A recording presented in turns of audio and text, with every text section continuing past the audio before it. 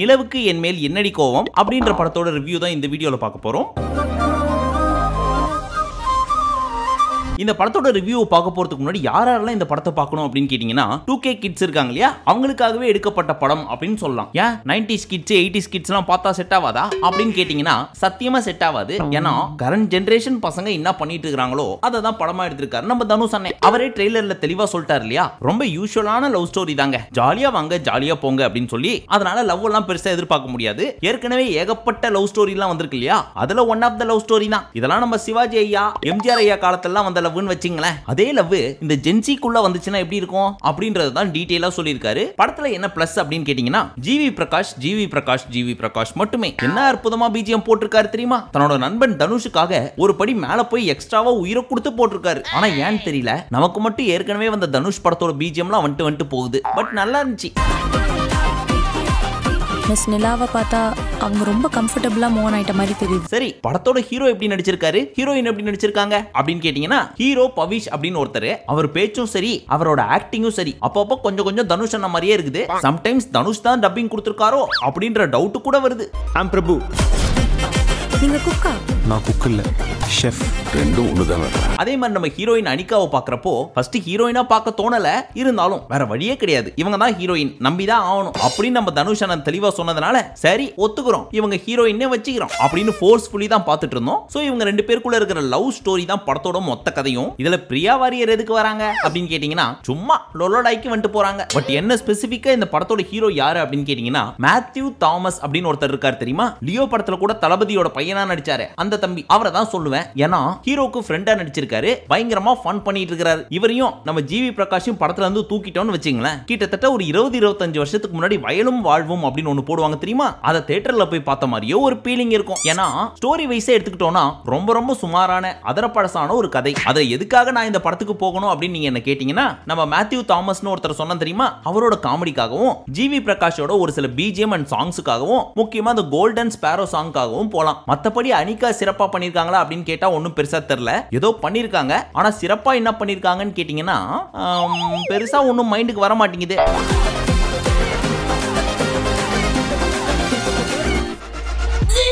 அதே மாதிரி நம்ம ஹீரோவை ஹீரோவா காமிக்கணும் அப்படின்றதுக்காகவே ஹீரோவோட ஃப்ரெண்டா இவரை போட்டிருக்காங்க. இவருக்கு தான் வெயிட்டேஜ் ஜாஸ்தியா இருக்கு தவிர்த்து ஹீரோ அப்பப்போ பண்றதெல்லாம் பாக்குறப்போ ரொம்ப ரியலிஸ்டிக்கா தெரியல. ஆனா ஒண்ணு மட்டும் நல்லா தெரியுது, அப்படியே தனுஷ் எப்படி நடிக்க சொன்னாரோ அச்சு பிஸ்ராமன் நடிச்சு வச்சிருக்காரு. அது காரணம் என்ன அப்படின்னு கேட்டா இவர் நம்ம தனுஷோட அசிஸ்டன்ட் டைரக்டர். இதுக்கு முன்னாடி என்ன பெருசா படம் பண்ணிருக்காரு தமிழ்ல அப்படின்னு கேட்டா பாத்தி படத்துல ஸ்டூடெண்டா நடிச்சிருக்காரு. அதுக்கு மேல இவரை பத்தி பெருசா பயோடேட்டா எல்லாம் கிடையாது. படத்தோட ஸ்டோரி என்ன அப்படின்னு சொல்லி ஒன்லைன்ல பார்த்தா ஹீரோவும் ஹீரோயினும் லவ் பண்றாங்களா. இவங்க ரெண்டு பேரோட லவ் அடைஞ்சலா ஹீரோயினோட டாடி வராரு. ஒரு சில காரணத்தினால பொசுக்கு ஹீரோயினை வேணான்றாரு. அதுக்கான காரணம் என்ன அப்படின்றத நானே சொல்லிட்டேன்னா நீங்க படத்துக்கு போய் பார்க்க மாட்டீங்க. அதனால அது வந்து சஸ்பென்ஸாவே இருக்கட்டும். பட் ஸ்டோரி நகரணும் அப்படின்றதுக்காக ஒரு காரணம் அங்க வச்சாங்க பாத்தீங்களா, அதுதான் இன்னும் பழைய கதையா இருக்குது. சரி தலைவரே, யூசுவல் லவ் ஸ்டோரின்னு சொல்லிட்டீங்க, எல்லாம் ஓகே தான். இருந்தாலும் கொஞ்சம் ஒரு 5-10 வருஷத்துக்கு முன்னாடி வந்த கதையா இருந்தாலும் பரவாயில்ல, இது ரொம்ப பழைய கதையா இருக்கே. உங்க இன்டென்ஷன் புரியுது, பாப்பாண்டியில பெருசோட லவ் காமிச்சாச்சு, அது மக்களுக்கு பிடிச்சிருந்துச்சு. இப்ப இன்னொரு ஜெனரேஷனை பிடிக்கணும் அப்படின்றதுக்காக ஜென்சி பக்கம் போயிருக்கீங்க, அதுல எந்த தவறுமே கிடையாது. இருப்பினும் படத்துல ஒரு 3/4 மணி நேரம் ஃபன்ன மட்டுமே வச்சு 2 மணி நேரம் 16 நிமிஷம் ஓட்டுனீங்களே, அதான் தலைவா உங்க கெத்து. ஆனா ஒண்ணுப்பா, எல்லாருக்கும் நமக்கு தோணுன மாதிரி எல்லாம் தோணாது. இந்த ஜென்சி பசங்க எல்லாம் கூட்டு போய் இந்த படத்தை பார்க்க வச்சீங்கன்னு வச்சீங்க, அடடா அற்புதமான படம், வேற லெவல் லவ் ஸ்டோரி, கதைனா இதான் கதை அப்படி இப்படின்னு சொல்லுவாங்க. சோ ஒரு சில மக்களுக்கு கண்டிப்பா பிடிக்கும். அவங்க எல்லாம் யாருன்னு சொல்லி கமெண்ட் செக்ஷன்ல நீங்க கண்டிப்பா பார்க்கலாம். உனக்கு எதுவுமே நார்மலா நடக்காதா? I want to marry you. Let's get married.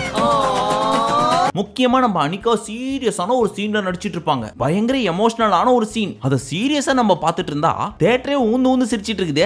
இது வேற ஒண்ணு, நேரம் கட்ட நேரத்துல காமெடி பண்ணிட்டு அப்படின்லாம் சொல்லி யோ எவ்வளவு எமோஷனலா பேசிட்டு அவங்களோட வருத்தத்தை தெரிவிச்சிட்டு இருக்காங்க. இப்ப போய் கவுண்டர் அடிச்சிட்டு இருக்கீங்களே அப்படின்னு நம்ம மனசுக்குள்ள நினைச்சா இல்ல அது சீரியஸ்லாம் கிடையாது, காமெடி தான் அப்படின்னு நம்ம டைரக்டர் தனுஷே சொல்றாரு. சோ இந்த படத்துல சென்டிமெண்ட்டுக்கு இடமே கிடையாது. சென்டிமெண்ட்டை கூட காமெடியா டெலிவர் பண்ணிருக்காங்க. சிம்பிளா படம் எப்படி இருந்துச்சுன்னு தெளிவா சொல்லு அப்படின்னு கேட்டீங்கன்னா ரொம்ப சிம்பிளா ஒரு லவ் ஸ்டோரி. ஓகேவா, ஒரு லவ் பிரேக்கப் அப்படினே வச்சுக்கங்க. அதை இந்த காலத்து பசங்க எப்படி பாக்குறாங்க அப்படின்றது தான் கதை. அதுலயும் முக்கியமா தான் லவ் பண்ற பொண்ணுக்கு கல்யாணமே ஆனா கூட தாலி முக்கியமா லவர் முக்கியமா அப்படின்றத எக்ஸ்பிளைன் பண்ற மாதிரி ஒரு சீன் வச்சிருப்பாங்க பாருங்க. அதெல்லாம் ரொம்பவே புதுசா இருந்துச்சு. இது உனக்கு கொஞ்சம் கூட எஃபெக்ட் பண்ணலையா? ஆஃப் கோர்ஸ் நாட், சான்ஸே இல்ல.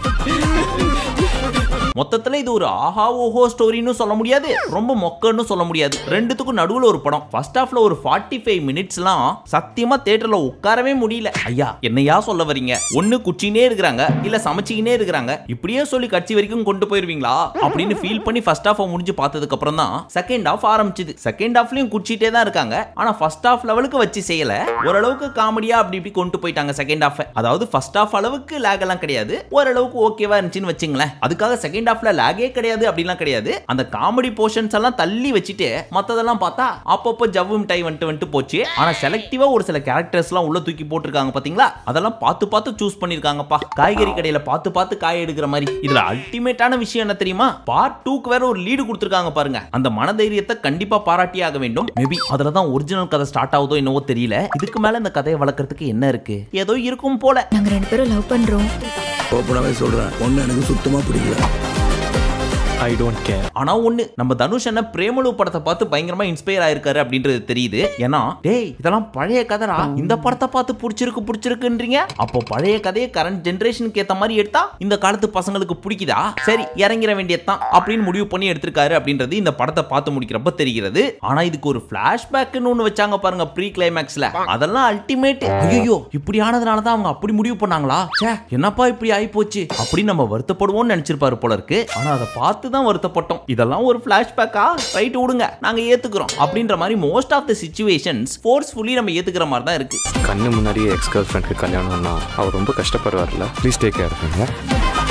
சரி மொத்தத்துல இந்த படம் எப்படி இருக்கு அப்படின்னு கேட்டீங்கன்னா, நல்லா இருக்குன்னு சொல்ல முடியாது, ஆவரேஜ்னு சொல்ல முடியாது. ஒரு அரை மணி நேரத்துல இருந்து 3/4 மணி நேரம் மட்டுமே படம் எடுத்து முடிச்சா நம்ம ஆளுங்க ஒத்துக்க மாட்டாங்க அப்படின்றதுனால அந்த அரை மணி நேரம் 3/4 மணி நேரம் படத்தையே கொஞ்சம் அப்படியே இழுத்து 2 மணி நேரம் 20 நிமிஷம் ஓட்டி நம்மள நல்லா வச்சு செஞ்ச மாதிரி தான் இருக்கு. டியர் 2K கிட்ஸ், தயவு செஞ்சு மன்னிச்சிருங்க. உங்க ஃபீலிங்ஸ்லாம் எப்படி இருந்திருக்கும் அப்படின்றது இந்த படத்தை பாக்குறப்ப எனக்கு புரியுது. கட்டாயம் உங்க எல்லாருக்கும் பிடிச்சிருக்கும். ஆனா எங்களை மாதிரி 90s கிட்ஸுக்கே பெரும் சோதனையா இருக்கிறப்போ இந்த 80s 70s கிட்ஸ் எல்லாம் யோசிச்சு பாக்குறப்போ சிப்பு தான் வருகிறது. அதுலயும் முக்கியமா தியேட்டர்ல 50s and 60s கிட்லாம் வந்திருந்தாங்க. அவங்களெல்லாம் யோசிக்கிறப்போ யாரு பெத்த புள்ளையோ அப்படின்ற மாதிரி தான் ஃபீல் ஆச்சு. Very sorry. இன்னொரு பொண்ணு வேற லவ் பண்ணியாடா? ரிடிகுலஸ்.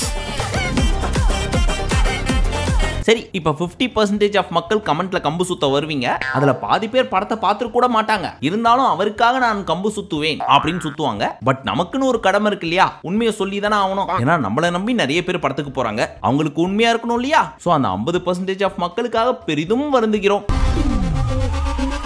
ஜாலியா வாங்க, ஜாலியா போங்க.